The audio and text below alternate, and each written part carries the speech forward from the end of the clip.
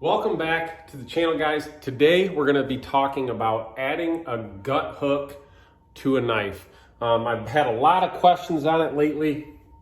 I've been doing these mini harpoon designs with the added little gut hook, and I thought I'd cover it quickly in today's video. Now, the first part of this that I want people to realize is you can't really just take maybe one of your normal designs, cut it out and add a gut hook. You have to add a little height to the top of it. So you can see here, this is my standard mini harpoon. And you can see kind of where my thumb goes there. I just grind a little swedge in these, but you see right there how far down that spot goes. Now when I do it with a gut hook, you can see I add a little height to this, and I also grind this down quite a bit more. I don't know, it's kind of showing up there in the video. You get the idea. That's where my gut hook is gonna go. What I've seen in the past, and also what I've done in the past, is people will grind these in with a file and they make them way too skinny. And they actually don't even really work properly when you do it that way. So I'm gonna show you how I do mine today, and hopefully you guys learn something. So the first step to this is the tooling. I'm going to use the KMG TX in the horizontal position with one of their small wheels. I believe that's a 1/4 inch small wheel or a 1/2 inch. It's the smallest one they offer to grind this, the actual kind of, I would say, the bevels of the hook. Now, I have this with some layout die already. I haven't ground bevels or anything. This is Magna Cut, heat treated, surface ground, and we're ready for bevels. Now I normally grind my bevel first and my swedge, and then I add that, but just for today I wanted to make this video really quick before I got into it and show you guys the gut hook portion. So I'm going to lay out my center scribe line on this, and I'll kind of show you that process, and then we'll get to grinding. So I've got my height gauge here and a granite surface plate. I already did my bluing, well not bluing, my layout die on the blade. And then we're gonna cut that number in half and kind of scribe in my lines here. This just gives you a rough center point and everything. Now for the gut hook portion, you see I'm kind of going in there like that. It doesn't have to be perfect, but this at least gives you something to go off of when you're grinding. So, there's our center lines ready to rock. So before I get going at this, I want to just kind of explain my thought process a little bit. Again, this is heat treated. I'm gonna try to cut this one in with a 120 grip belt. It's a fresh Red Label Abrasives belt, and see how that goes. You could start with a 60, work your way up to 220, whatever works for you. Now, there's probably a way to do this with a jig, but I've never tried to do it. I've always just kind of freehand did it, and it's a little finicky, but if you do it this way, I think you'll be able to pull it off. So what I do, you can see my small wheel attachment here, and I go, actually this angle is pretty good. I go and touch the belt like this, and what I'm doing is looking at the angle that I'm grinding this at, and I line it up with this side and this side of that attachment. That way that kind of bevel is straight on both sides. I'm not sure if I explained that properly, but because what can happen is you can grind one like this and then you flip it and maybe you're up this way or down this way, and then it looks a little goofy. So I try to give myself a little bit of a point, kind of a reference point, I guess is what you would call it, to grind off of, and just slowly add that bevel and kind of go back and forth. And again, you've got your center line to work off of. So we're going to try to grind this in. I'll show it. This might be a good angle to show you guys how I do it, and we'll see how it goes.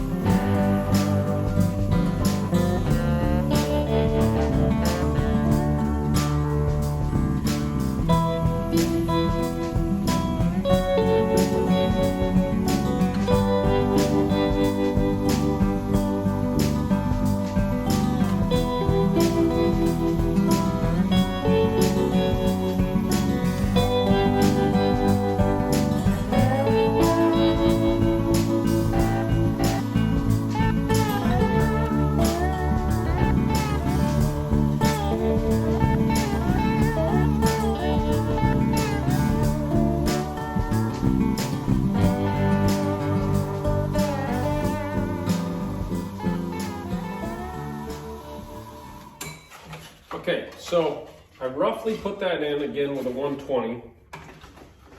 And I'm going to show you guys really quick.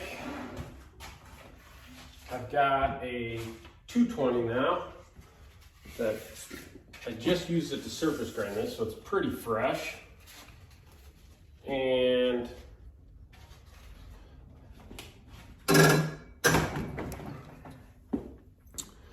you can see it's not quite even. I've got this side down just a little bit further, but the angle is right. So again, I just kind of roughed it in with a 120. I left a little bit of meat right at that edge. Now I'm gonna finish it off with the 220 and really try to even things up. And as you're doing this, you can look, just because you have those scribe lines, and you can see and try to keep things as even as possible on that grind. Now, you could probably use the size bigger wheel, depending on how you want this, because I don't know if you saw or not, but I'm kind of moving it back and forth a little bit to fill out that spot. I just find that the bigger gut hook works better. If it's a little wider, it seems to work a little better, and also take into consideration the angle that you're using it. I'm not like a huge gut hook guy. I don't use one personally that much at all, but I do get a lot of requests for them, and if I'm gonna make them, I wanna make sure that they not only look good, but they also perform how they're supposed to. So let's even this up with that 220 and kind of show you what the end result is.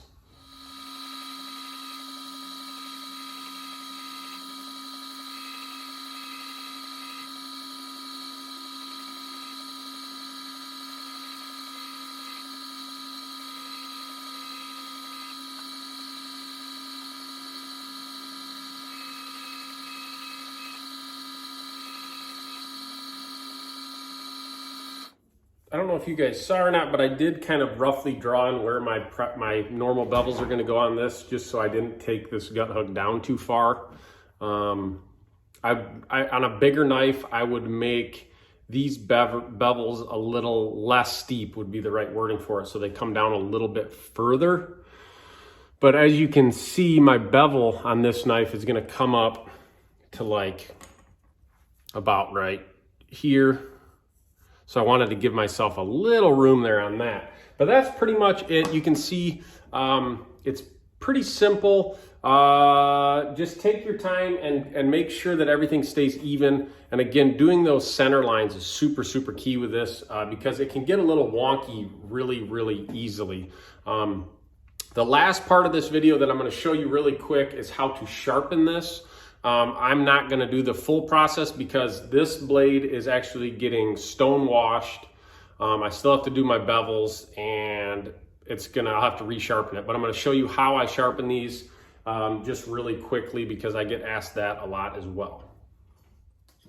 So to get these sharp, what I normally do is, again, I took this to a 220 grit on the grinder. So I'll start with a 220 grit and work my way up to probably 1200 or 2000.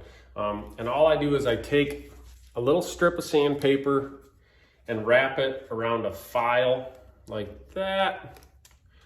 And this part's kind of time consuming, but you can see, you can kind of see what I'm doing. You want to match that angle.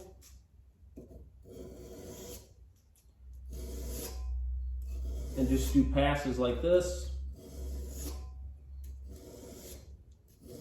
until you've cleaned up those 220 grit scratches. And that's going to end up being really, really sharp once you get it up to the 1200, 2000 range. A little time consuming, probably takes 10 or 20 minutes to get that sharp that way. But it's the only way I found that actually works to sharpen these properly, to where it actually, you know, will really cut paper or cut how you want it to. And you can kind of see where you're hitting with that sandpaper on there. Again, this is my absolute last step that I do with these knives. Once the handles are on, once everything's done, I'll do this. So that kind of shows you my process. And hopefully that answered all your guys' questions on how I do this. If you have any questions, drop them below. This is going to be the last video in this shop. I've got the new knife shop about done. I should be able to move over there in about 2 weeks, and I'm really excited for it, but I wanted to pump out this video for you guys really quick because I've had a bunch of people ask for it. So hopefully I covered everything. Like I said, if not, drop a comment below. If you found any value in this video whatsoever, make sure you go check out the Patreon account, link below for that. And like always, guys, thank you for watching.